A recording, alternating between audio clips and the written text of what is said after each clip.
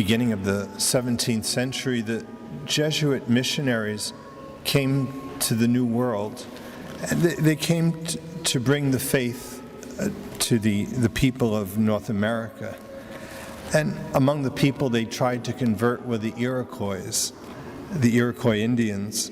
And they did their best to instruct the Iroquois in the faith, but often the Jesuits would be blamed for epidemics, battle defeats, crop failures, and they would be tortured, condemned to death, among other things. They were called the Black Robes. Finally, after an especially bad time for the Iroquois, the Jesuits were martyred. One of them, his name was de Brebeuf, John de Brebeuf, was tortured with red-hot hatchets around his neck. He was mocked. He was given a mock baptism with boiling water. He was tortured to death by scalping and mutilation. And they say Brebeuf did not make a single outcry while he was being tortured. And after his death, the Iroquois cut out his heart and ate it in the hope of obtaining a share of his courage. Some of the other Jesuits had said they would cut out their hearts and drink their blood, because the courage of these Jesuits had so impressed the Iroquois. Okay. Well, we might say that what the pagans grope at in darkness, we have in reality in the Holy Eucharist. Okay. Unless you eat my flesh and drink my blood, you have no life in you. Okay? In Holy Communion, we feed on his self-giving charity. Okay? So what the Iroquois, superstitiously thought would give them courage, well, in the Holy Eucharist, it's a reality that the Sacred Heart of Jesus is present in the Holy Eucharist. And when we consume him, like we say, he consumes us. He takes us up more perfectly into his self-sacrifice, into his surrender.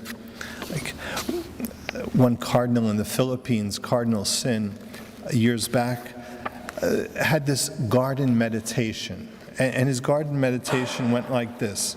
It said, if the earth could talk, it would say to the plants and grass, unless you consume me, you have no life in you. And he said, likewise, the plants and the grass, if they could talk to the animals, the plants and the grass would say to the animals, unless you consume me, you have no life in you. And if the animals, the beasts, could speak, they would say to us, unless you consume me, you have no life in you. And he says, finally, if Jesus in the Blessed Sacrament were to talk to us, he would say, unless you eat my flesh and drink my blood, you have no life in you. Okay. Actually, that was today's gospel. He said that to us in John's Gospel, chapter 6. And so we are to consume him in order to be taken up into his life, to be assimilated into his life more perfectly. And maybe just to talk about like Thanksgiving after Holy Communion, Padre Pio, after he said Mass, they would say everything in the friary stopped for 15 minutes after Mass because they were making their Thanksgiving. And maybe just one analogy that I think works is it's that story called Rejected Love. And it goes, her mother and father disowned her when Elizabeth Barrett married the famous poet Robert Browning. Her parents were so upset they disowned her. She and her husband settled far from home in Florence, Italy. Elizabeth loved her mother and father and did everything she could to be reconciled with them. Several times a month she wrote expressive, loving letters.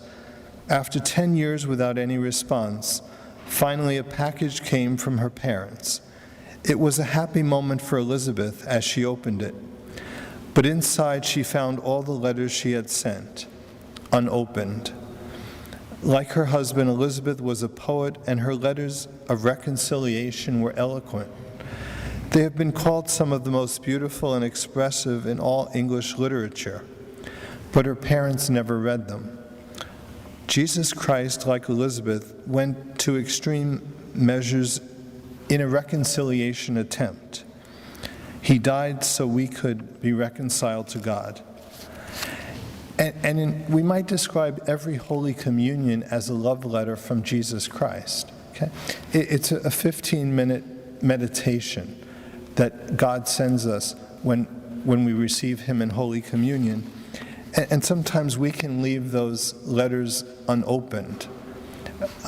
We can not be present to Him when He is present to us.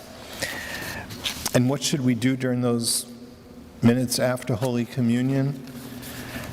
There's the story of the poor Clare nun who was once asked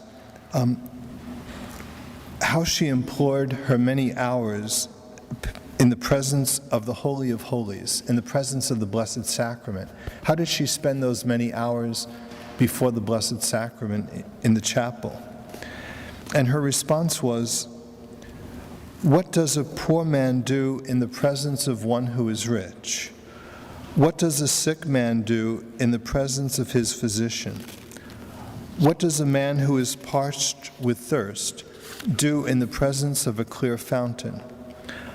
What is the occupation of one who is starving and is placed before a splendid table?"